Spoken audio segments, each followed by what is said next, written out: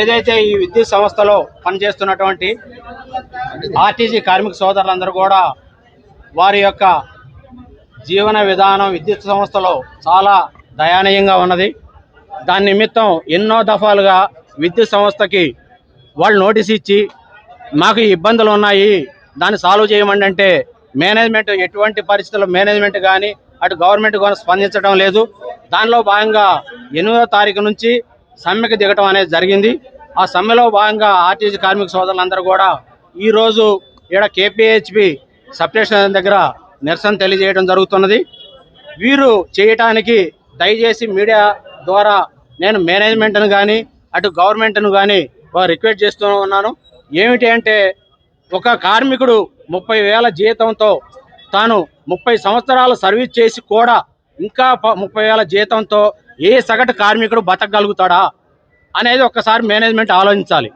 మరి ఇక్కడ ఒక పరిస్థితి టౌన్లో కానీ మనం బతకాలంటే దాదాపులో ఒక సింగిల్ బెడ్రూమ్ తీసుకుంటేనే 15,000 రెంట్ ఉంటుంది.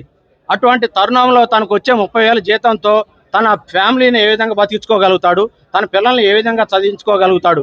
అటువంటి కార్మికుడు ఈరోజు వీధిని పడి అయ్యా బాబు నాకు కనీసం బతకడానికి సంబంధించినటువంటి జీతాన్ని అన్న నాకు ఇవ్వండి, నేను ఇన్నాళ్ళు 30 సంవత్సరాలు పనిచేస్తున్నాను, అట్లానే ఏదైతే పర్మనెంట్ ఎంప్లాయీస్ ఉన్నారో వాళ్ళకి ఇచ్చేటువంటి రాయితీలు ఏవైతే ఉన్నాయో అవి కూడా మాకు కల్పించండి ఆయన అని చెప్పి వారు దరిదాపులు 30 సంవత్సరాల నుంచి పోరాటం చేస్తున్నా కూడా ఇక్కడ మేము ప్రధానంగా డిమాండ్ చేసేది ఏదైతే పర్మనెంట్ ఏపీఎస్సీబీలో ఉన్నటువంటి పర్మనెంట్ ఎంప్లాయీస్కి ఉన్నటువంటి రూల్స్ ఏదైతే ఉన్నాయో అవి కూడా మాకు కూడా వర్తించండి. దానివల్ల కనీసం మా జీవన విధానం బాగుపడుతుందని అడుగుతా ఉన్నాం. లేదు మీరు కనీసం స్టాండర్డ్ రూల్స్ మీరు ఏదైతే డిపార్ట్మెంట్ ఒప్పుకున్నదో 5 సంవత్సరాలకు ఒకసారి గ్రేడ్ ఇవ్వాలి. అటువంటి గ్రేడ్ కూడా ఇప్పుడు ఇవ్వట్లేదు. ఆ గ్రేడ్ ఇవ్వటం వల్ల కనీసం మాకు కొంత ఒక 1,000 రూపాయలైనా పెరిగే అవకాశం ఉంది. అట్లానే పిఆర్సీ అప్పుడు మాకు సపరేట్గా ఆర్టిజన్ కార్మిక సోదరులందరికీ కూడా సపరేట్గా స్కేల్లో ఒక అలవెన్స్ అని చెప్పి పక్కకు పెట్టడం జరిగింది. దయచేసి ఆ అలవెన్స్ను కూడా పేలా కలిపితే కనీసం ఒక 10,000 మాకు పెరిగే అవకాశం ఉంది.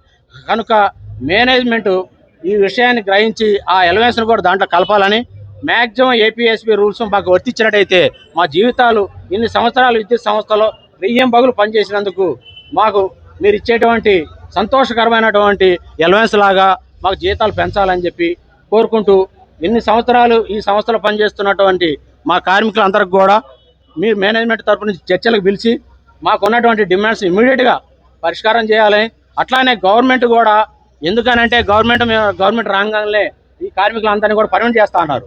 అటువంటిది కూడా ఇంతమందికి కాలేదు. కానీ దయచేసి గవర్నమెంట్ కూడా వీళ్ళని పిలిపించి మాట్లాడి వీళ్ళకు ఉన్నటువంటి సమస్యల్ని ఇమ్మీడియట్గా తీర్చాలని చెప్పి మీడియా ద్వారా నేను అందరిని కూడా కోరుకుంటున్నాను. అట్లానే ప్రజలకు కూడా విజ్ఞప్తి చేస్తున్నాం.